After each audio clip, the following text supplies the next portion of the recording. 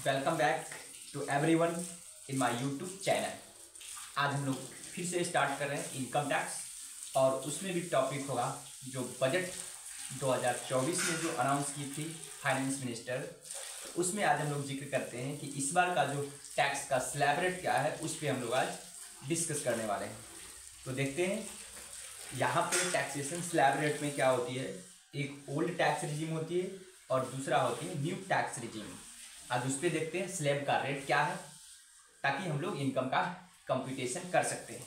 तो देखिए, मैंने सबसे पहले लिखवा चुका हूँ ओल्ड टैक्स रिजीम, और एक होता है न्यू टैक्स रिजीम। आज हम लोग सिर्फ और सिर्फ स्लैब रेट पे डिस्कस करते हैं कि स्लैब रेट क्या है इस बार का इनकम टैक्स में। तो देखिए, मैंने एक बार लिखवाया ओल्ड टैक्स रिजीम में एज, मतलब ये इंडिविजुअल के लिए है कि जिनका एज यदि बिलो 60 ईयर है, मतलब जिनका एज 60 वर्ष से कम है। दूसरा क्या है, एज जिनका 60 ईयर से एक्सीड करती है बट अप टू 80 ईयर तक होती है। तीसरा एबव 80 ईयर्स, मतलब वैसे एसएससी के लिए जिनका एज जो है 80 ईयर है, मतलब ये हो गया सीनियर सिटीजन और ये हो गया super senior citizen. I hope कि आपको समझ में आ रहा होगा। तो देखेंगे अब हम लोग चलते हैं। तो देखिए, सबसे पहला क्या है, फर्स्ट यदि उनका इनकम है फर्स्ट अप टू 2.5 लाख, यदि 2.5 लाख इनकम है तो यहाँ पे टैक्स नील हो जाती है, किसी प्रकार का टैक्स नहीं लगती है। ये हो गया नील। उसके बाद नेक्स्ट 2.5 लाख 2.5 लिखता हूं लाख टू 5 लाख अगर इनकम होगा तो यहां पे होगा एट द रेट ऑफ 5%। यहां पे क्या होगा 20%, सॉरी 5% होगा।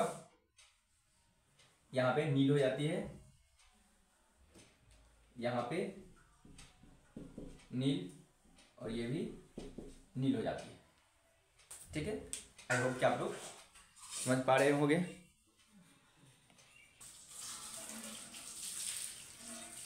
तो यहां पे देखेंगे थोड़ा सा जो सीनियर सिटीजन है उसमें मैं थोड़ा करेक्शन करूंगा, क्योंकि यहाँ पे देखेंगे यदि 3 लाख से 5 लाख तक ही होगा तो इस पर 5% से टैक्स लग जाती है।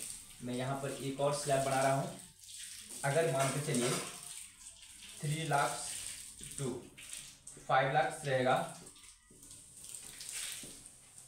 ठीक है, इसमें तो 5 लगेगा ही, क्योंकि 5 लाख तक का इनकम का 5 है, और इसमें यहाँ से 5% लगना स्टार्ट होगा।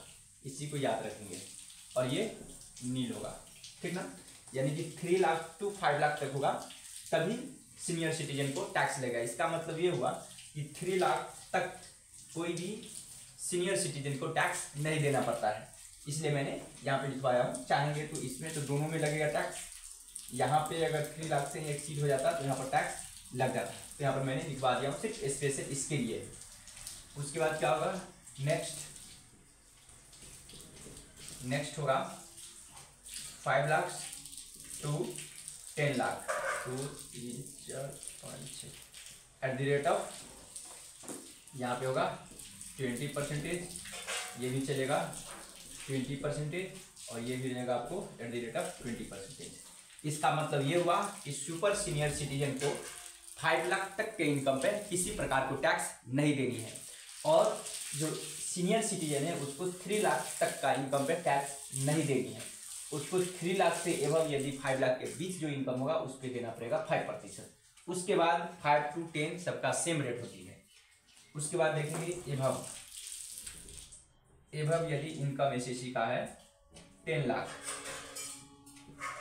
लाख होगा तो यहाँ पे एट द रेट ऑफ 30% से टैक्स लगती है, सभी में 30%। ठीक है, जो भी आएगा इसको ऐड किया जाएगा ठीक है। इसमें फिर ऐड किया जाएगा सरचार्ज, ऐड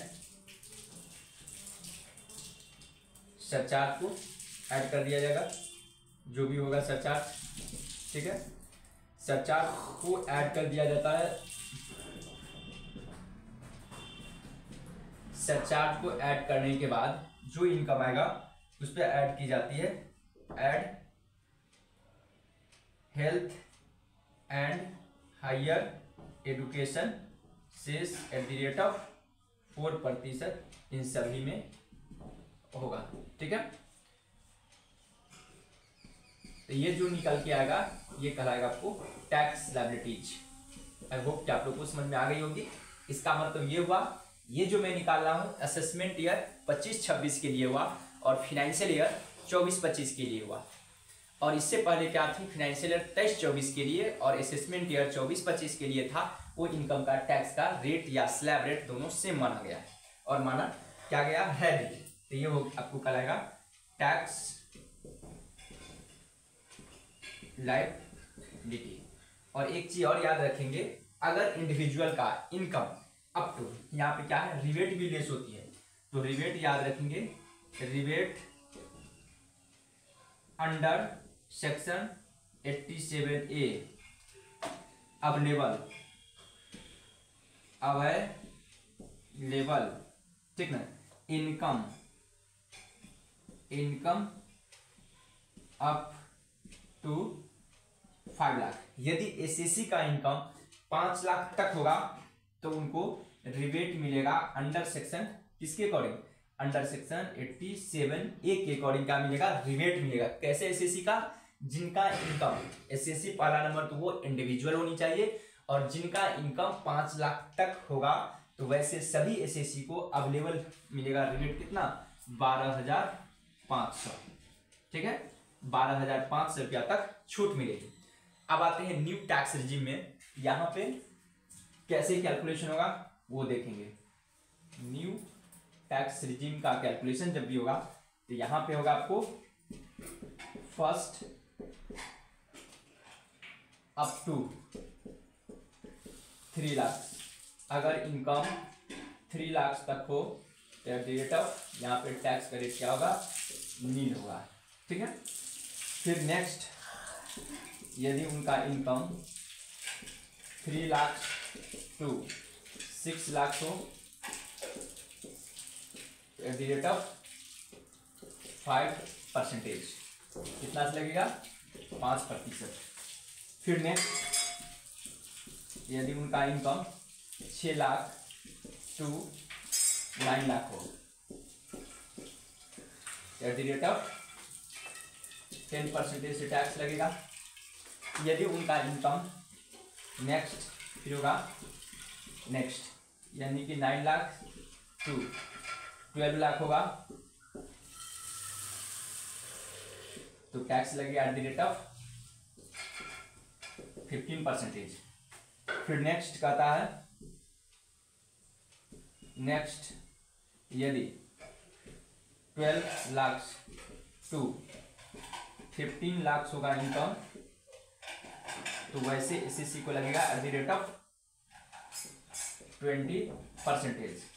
फिर एभव यदि एसएससी का इनकम है, एभव है 15 लाख तो उनको लगेगा एट द रेट ऑफ 30% से टैक्स लगेगा। ये हुआ न्यू टैक्स रिजीम, यहाँ पे ऐड किया जाएगा, ठीक है।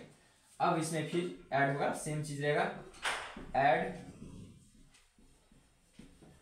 सरचार्ज, ठीक है, जो भी होगा यहाँ पे ऐड कर दी जाएगी, तो ये ऐड करके जो भी आएगा, ठीक है, उस पे लगाया जाएगा add health and higher education cess at the rate of 4%, ठीक है। ये कहलाएगा आपको टैक्स लायबिलिटी। ये क्या कहलाएगा, टैक्स लायबिलिटी।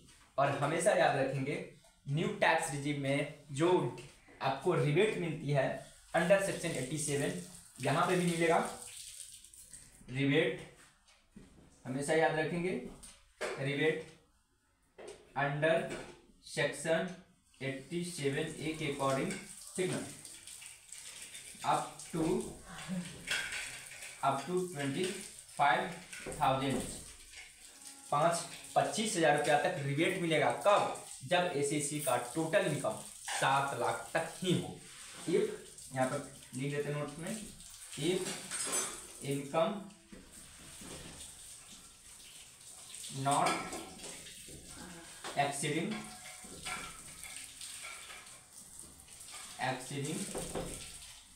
7 लाख, उनका इनकम 7 लाख से एक्सीड नहीं करनी चाहिए, तभी वैसे एसएससी को आपको क्या मिलेगा? रिबेट मिलेगा अंडर सेक्शन 87A के अकॉर्डिंग। तो आई होप आप लोगों को समझ में आ गया होगा कि फाइनेंशियल ईयर 2024-25 का टैक्स का स्लैब रेट क्या है, और जिसको असेसमेंट ईयर 25-26 बोला जा सकता है, उसका टैक्स का असेसमेंट ईयर क्या है। आज हमने इस पे बात करी। अब नेक्स्ट क्लासेस में आएंगे तो फिर डिस्कशन होगी।